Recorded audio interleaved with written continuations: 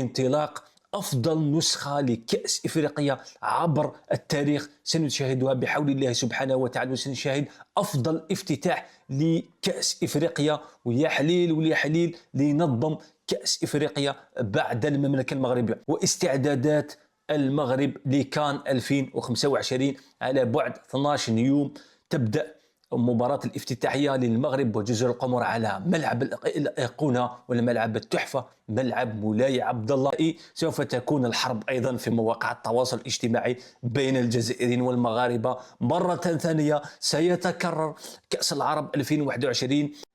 ألف ألف ألف مبروك للمنتخب المغربي ولأسود الأطلس المرور إلى الدور النصف النهائي من كأس العرب فيفا في قطر. المرور على حساب المنتخب السوري 1-0. شفنا المنتخب المغربي لعب واحد الشراسة، واحد لاغرينتا، واحد الحرارة عند اللاعبين المغاربة. صراحة شفنا في الدقائق الأخيرة بعد خروج اللاعب المغربي بالكارت الأحمر، والله حابين يقلعوا هذاك الغازون، العشب الطبيعي حبوا يقلعوه صحاب خوتنا المغاربة. صراحة بسم الله ما شاء الله عليهم. كانت مباراة أو شوط ثاني قوي. الشوط الأول والله صراحة أنا ما قنعني، ما شفنا ولا شيء توقفات بالجملة في الشوط الأول. الشوط الأول لنسيان بالنسبة لي. أما الشوط الثاني شفنا مباراة مثيرة وحماسية، وفي الدقائق الأخيرة طلع المنتخب السوري، حاول أنه يعدل النتيجة، ولكن كانت هجمات مرتدة لصالح المنتخب المغربي، كان قادر أنه يحولها إلى أهداف، ولكن خاصة الأخيرة اللي ضيعها راحت يعني خارج المرمى كما نقولوا، خارج بعيدة، كانت بعيدة بزاف. هذيك كان قادر يندموا عليها المغرب لأنه داروا هجمتين أيضا المنتخب السوري قادرين يحولوها إلى أهداف. هذه هي مباراة مثيرة صراحة. شوط ثاني بسم الله ما شاء الله عليه بين المنتخب المغربي والمنتخب السوري.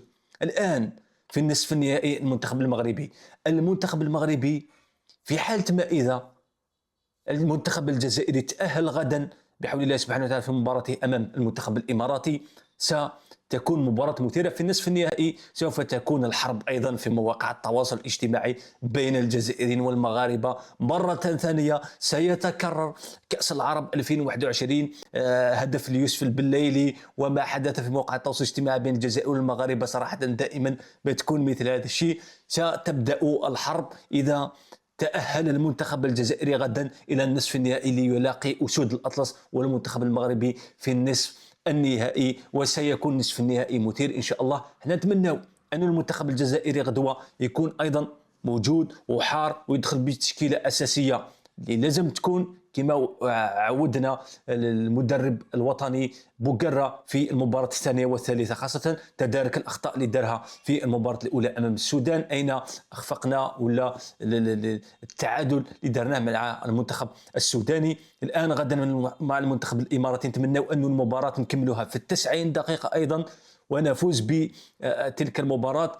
ما يهمناش الأداء، المهم الفوز المنتخب الجزائري، وأنا إن شاء الله لدي كل الأمل أن المنتخب الجزائري سيفوز بهذه المباراة ويلاقي المنتخب المغربي في النصف النهائي، والفوز للأفضل سواء الجزائر ولا المغرب.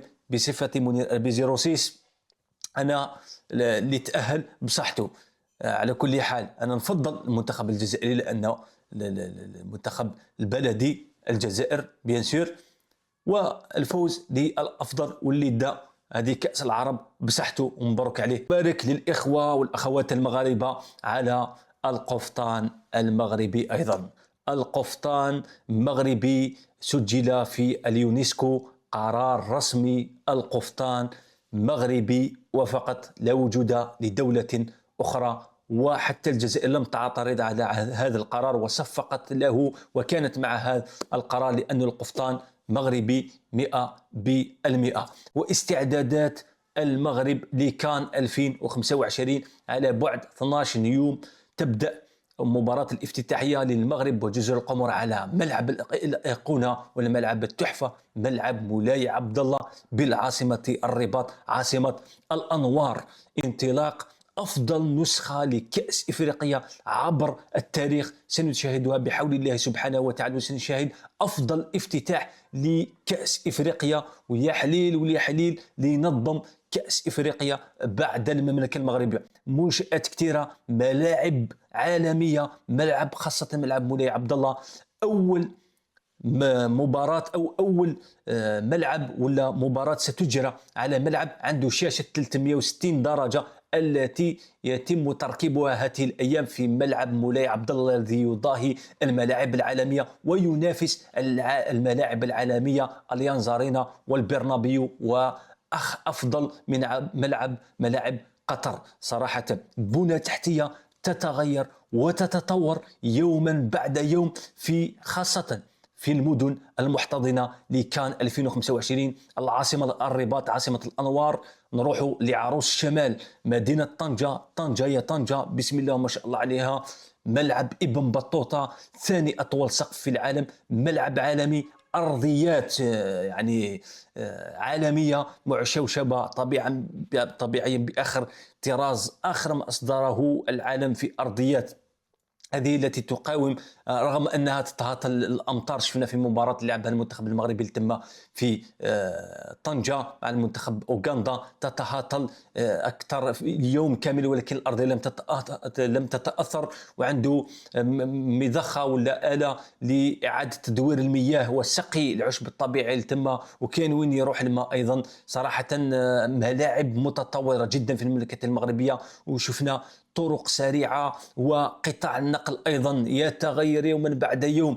راهو المغرب، واحد قال لي كما قلت لكم سابقا أنه واحد مغترب مغربي قال لي كل ما نغيب 4 6 أشهر 8 أشهر أعود إلى المغرب أجده معالم المدن المغربية تغيرت تماما، يعني بنى تحتية تتغير يوما بعد يوم. بسم الله وما شاء الله وتبارك الله على الإخوة والأشقاء المغاربة، ونجحت يوم بعد يوم أيضا للمغرب. هذه تاع القفطان أنه مغربي أيضا صراحة، واحتضان كان 2025 ومونديال 2030 والتغير الرهيب في البنى التحتية على مختلف المدن المغربية، حافلات أسطول من الحافلات، يعني محلية الإنتاج في المملكة المغربية، آلاف للحافلات، واستعانة أيضا بحافلات صينية أيضا تأتي ذكية يا أخونا أخوتي الكرام، صديقة للبيئة، تمشي بالكهرباء وعندها الويفي وغيرها. صراحة المغرب بخطى ثابتة نحو التطور والازدهار.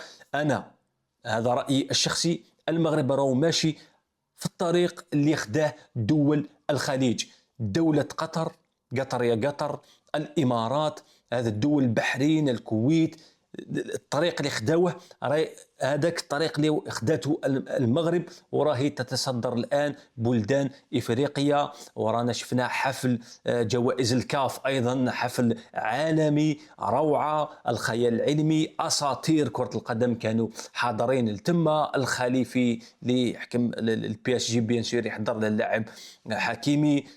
شفنا جوائز الكاف داوها كاع المغاربة 6 جوائز بسم الله ما شاء الله عليهم. صراحة نجاح بعد نجاح للكرة المغربية. أنا كمنير البزيروسي نتمنى أن المغرب يتوج ب كان 2025، نتمنى الجزائر بيان سور، ولكن المغرب يستاهلوا النجمة الثانية والله صراحة، لطال غيابها طال صراحة. هذه هي. اتمنى الفيديو تاعنا نال اعجابكم، كان خفيف عليكم، كان معكم من الابيزيروسيس يحييكم، اتمنى لكم دوام الصحه والعافيه. ما تنساوش دعم القناه باللايك والاشتراك في القناه وفعل زر الجرس ليصلكم كل جديد. الف مبروك للمنتخب المغربي، ورانا نتلاقاو على موعد ان شاء الله في نصف النهائي بين المنتخب الجزائري والمنتخب المغربي طبعا. السلام عليكم.